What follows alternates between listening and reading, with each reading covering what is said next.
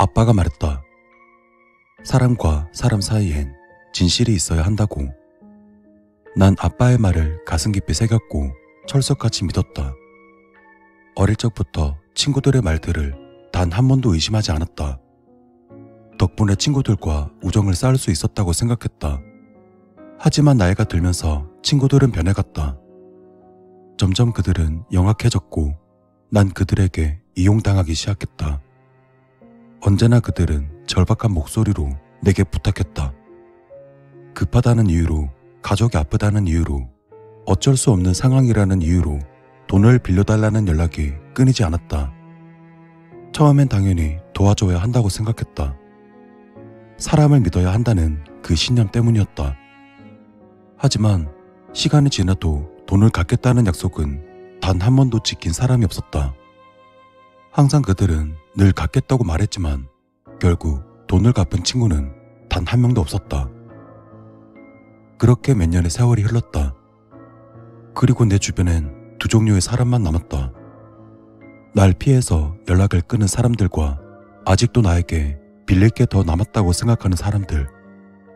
정말 믿었던 사람들에게 배신당하는 기분이란 겪어보지 않은 사람은 잘 모를 것이다.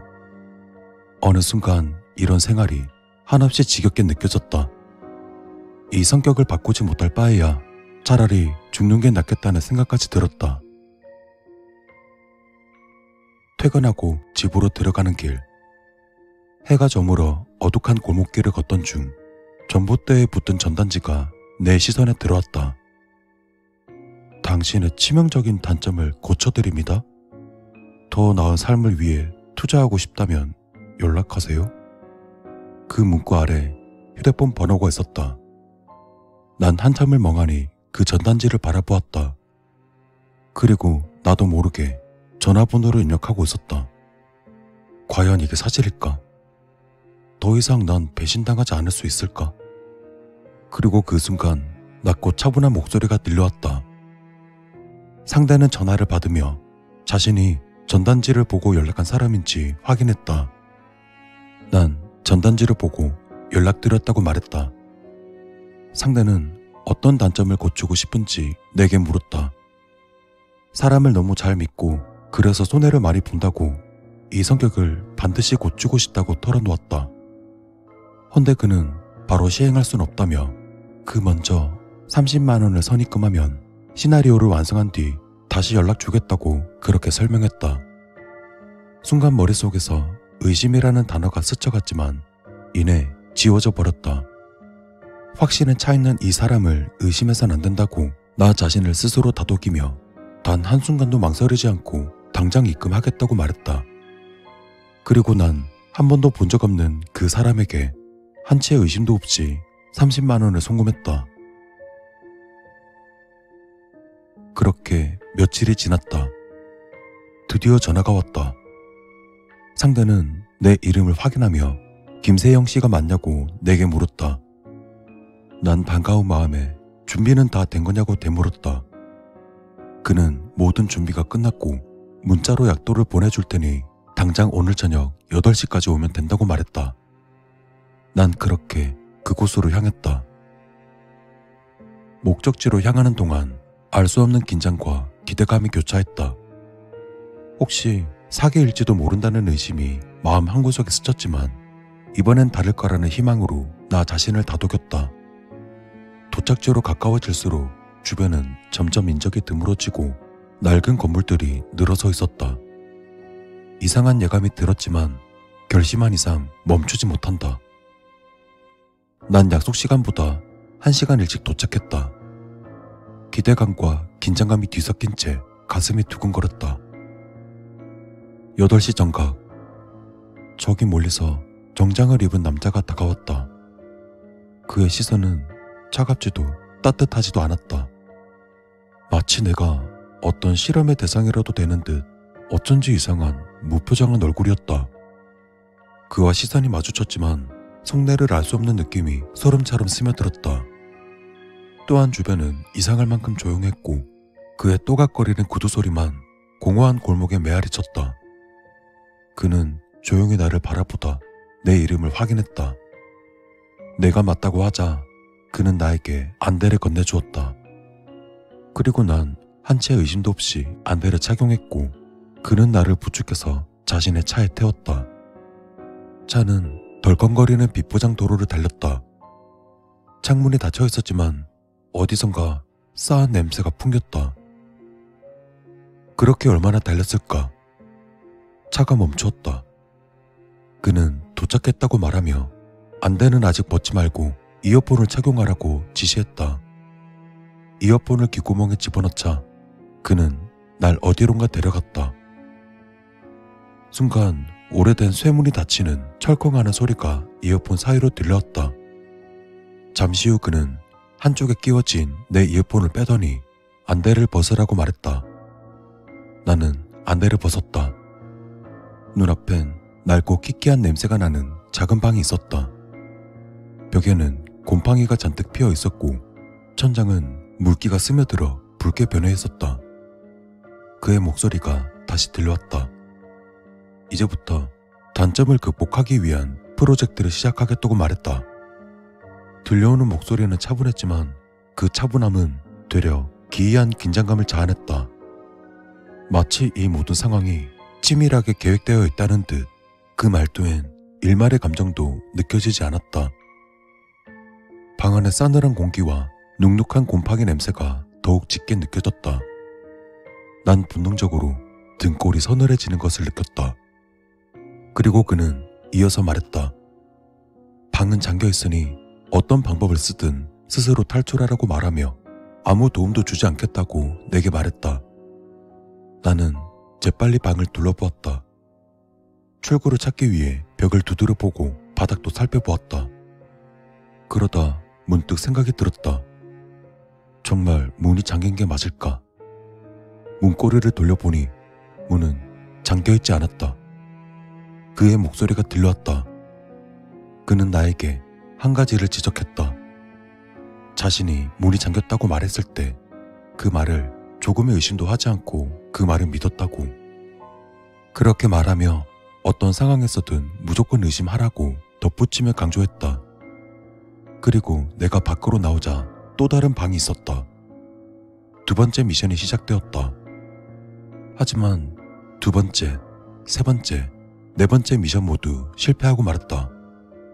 나는 제시된 상황을 있는 그대로 받아들였다. 혹시 함정일지도 모른다는 생각은 매번 머릿속을 스쳐갔지만 막상 행동으로 옮길 때마다 결국 상대의 말을 그대로 믿어버렸다. 눈앞에 놓인 단서들도 깊이 고민하지 않은 채 단순하게 해석했고 조금만 의심했더라면 쉽게 풀 수 있었을 함정에도 매번 그대로 빠져들었다. 그러다 점차 그의 말투는 평정심을 잃어갔다. 그는 제발 의심 좀 해달라고 간절히 호소했다. 그리고 마지막 미션을 앞둔 순간 그의 목소리가 흔들렸다. 마지막 미션을 시작하려던 그는 갑자기 혼잣말로 중얼거렸다. 저게 뭐야? 그리고 이내 그는 다급하게 말했다. 갑자기 건물에 불이 났다고 말했다. 그는 빨리 나오라고 재촉하며 지금 있는 방의 비밀번호는 내 핸드폰 번호 뒷자리라고 알려주었다. 나는 주위를 살펴보았다. 혹시 이것도 마지막 테스트가 아닐까? 그동안 실패했던 미션들, 내가 너무 쉽게 믿었기 때문이라는 걸 떠올렸다. 그는 계속해서 다급히 외쳤다. 진짜 불이 났으니 빨리 나오라고. 그때 문 밖에선 쿵쿵거리는 소리가 들리기 시작했다. 그리고 이내 누군가 바닥을 두드리는 듯한 소리와 거친 숨소리가 들려왔다. 그의 말투는 절박함으로 가득 차 있었다. 빨리 나오라며 간청했다. 나는 그대로 굳어버렸다. 이전과는 전혀 다른 분위기였다. 지금까지의 씨름은 차분하고 계획적이었지만 헌데 이번엔 진짜 절박한 상황처럼 들려왔다. 그리고 그때 바닥을 짚고 있던 손등 위로 뜨거운 무언가가 떨어졌다. 손을 들어보니 시뻘건 핏방울이었다. 천장을 올려다보자 붉은 액체가 천천히 떨어지고 있었다. 벽을 타고 스며드는 진득한 핏물이었다. 그 순간 공포가 엄습했다. 이건 테스트가 아니었다. 난 숨을 크게 들이마시며 자리에서 벌떡 일어났다. 하지만 이미 몸속으로 스며든 뜨거운 연기 때문에 숨쉬기조차 힘겨웠고 현기증과 함께 온몸에 힘이 빠져나가고 있었다. 밖에서는 쿵쿵거리는 소리가 더욱 커졌다. 문은 부서질 듯 흔들리고 있었다. 그는 절박하게 외쳤다. 빨리 나오라고. 결국 나는 마지막 선택을 내렸다. 탈출. 온몸에 힘을 주며 문을 열었다. 순간 뜨거운 열기가 내 얼굴을 덮쳐왔다. 그때 누군가 나를 잡아당겼다. 정신을 차릴 틈도 없이 난 거친 손에 이끌려 허겁지겁 뛰었다. 달리는 동안 바닥에 쓰러진 사람들의 모습이 보였다. 그들은 피부는 시커멓게 그을려 있었고 형체를 알아보기 힘들 만큼 손상이 심해 있었다. 아니, 그것이 사람이 맞기는 했을까? 너무나 이상하게 뒤틀린 모습이었다. 나는 애써 고개를 돌렸다. 어떤 것도 더 이상 보고 싶지 않았다. 그리고 마침내 건물 밖으로 나왔다. 그 순간 등 뒤에서 엄청난 굉음과 함께 건물이 무너졌다. 사방은 검은 연기로 뒤덮였고 뜨거운 바람이 몰아쳤다. 난 그 자리에 주저앉았다. 나는 살아남았다. 믿음과 의심, 그리고 선택. 그제야 난 깨달았다. 진짜 중요한 건 믿음과 의심의 균형이었다. 한심하게 믿는 것도 어리석고 모든 걸 의심하는 것도 결국 화를 부른다. 난 마지막 순간 믿음과 의심 사이에서 선택을 해야 했다. 그리고 난 올바른 선택을 했다. 내가 살아남은 것이다. 문득 손을 내려다 보았다. 손등엔 여전히 붉은 핏자국이 남아있었다. 난 천천히 자리에서 일어났다. 이제 난 달라졌다. 그리고 더 이상 그 누구도 쉽게 믿지 않을 것이다.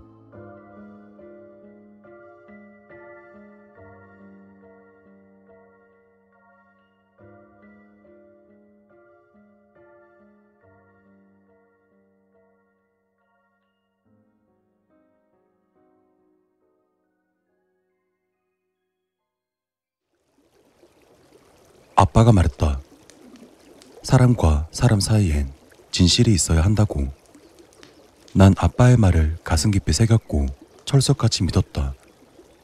어릴 적부터 친구들의 말들을 단 한 번도 의심하지 않았다. 덕분에 친구들과 우정을 쌓을 수 있었다고 생각했다. 하지만 나이가 들면서 친구들은 변해갔다. 점점 그들은 영악해졌고 난 그들에게 이용당하기 시작했다.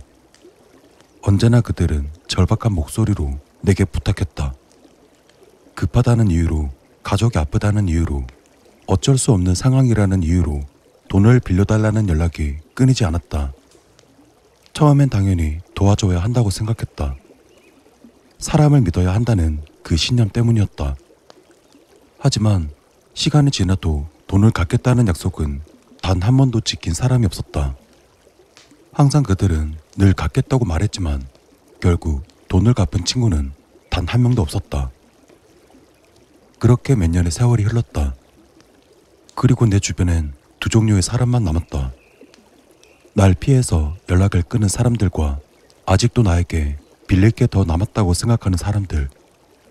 정말 믿었던 사람들에게 배신당하는 기분이란 겪어보지 않은 사람은 잘 모를 것이다.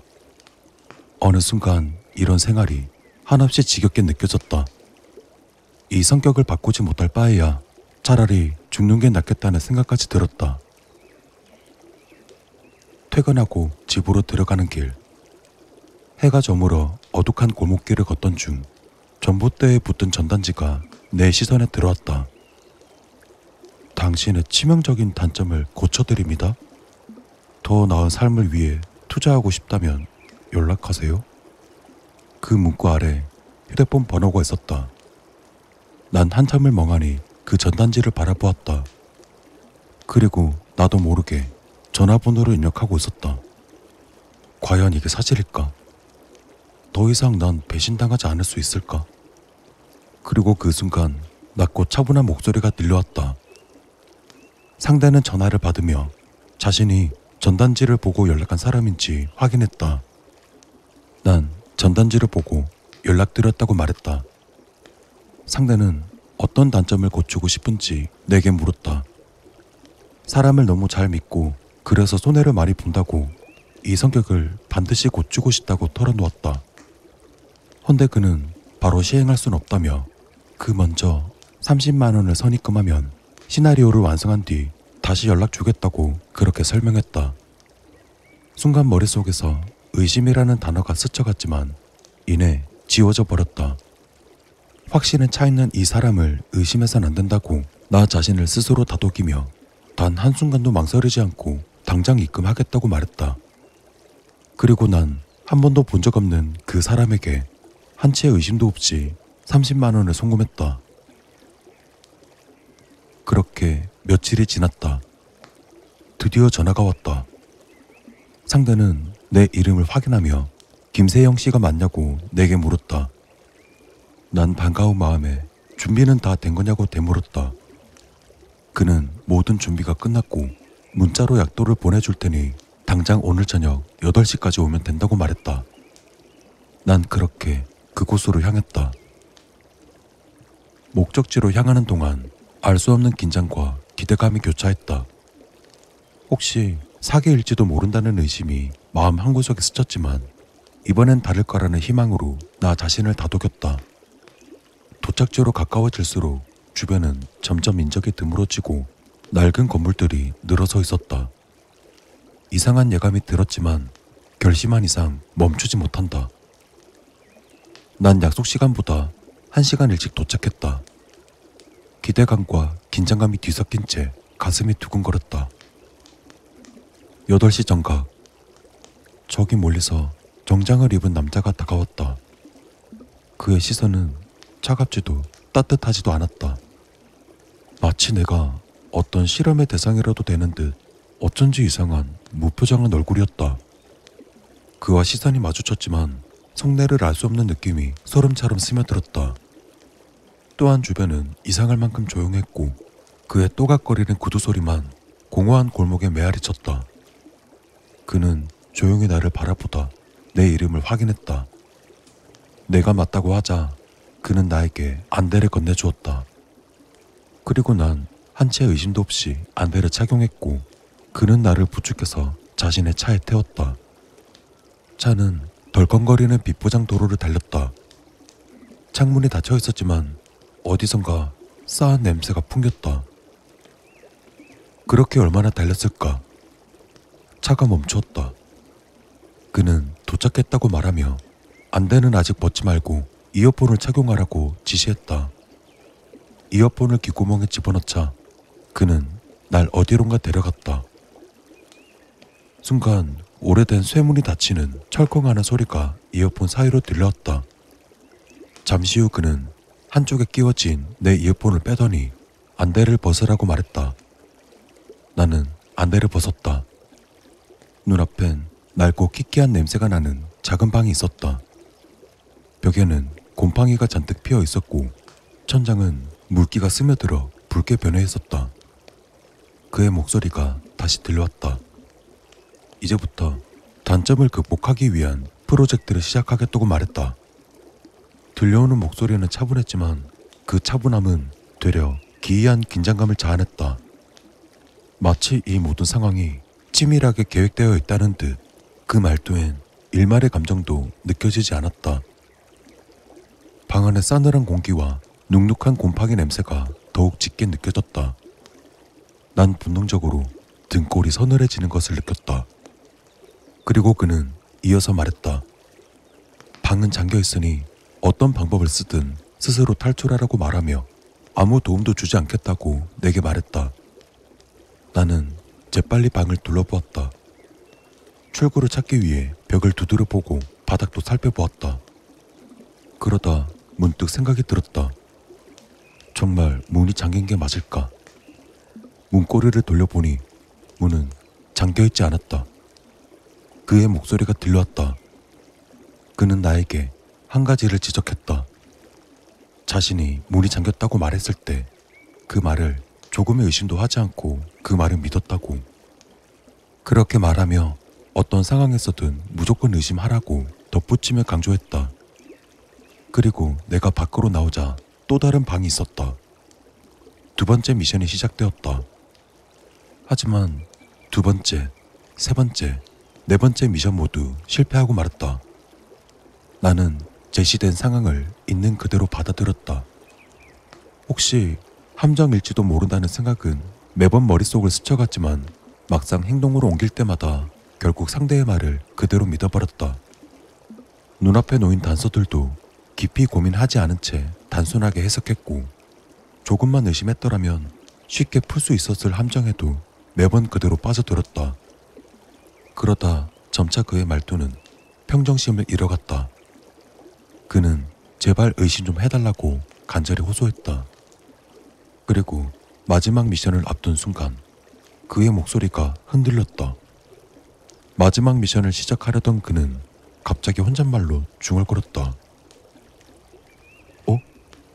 저게 뭐야? 그리고 이내 그는 다급하게 말했다. 갑자기 건물에 불이 났다고 말했다. 그는 빨리 나오라고 재촉하며 지금 있는 방의 비밀번호는 내 핸드폰 번호 뒷자리라고 알려주었다. 나는 주위를 살펴보았다. 혹시 이것도 마지막 테스트가 아닐까? 그동안 실패했던 미션들, 내가 너무 쉽게 믿었기 때문이라는 걸 떠올렸다.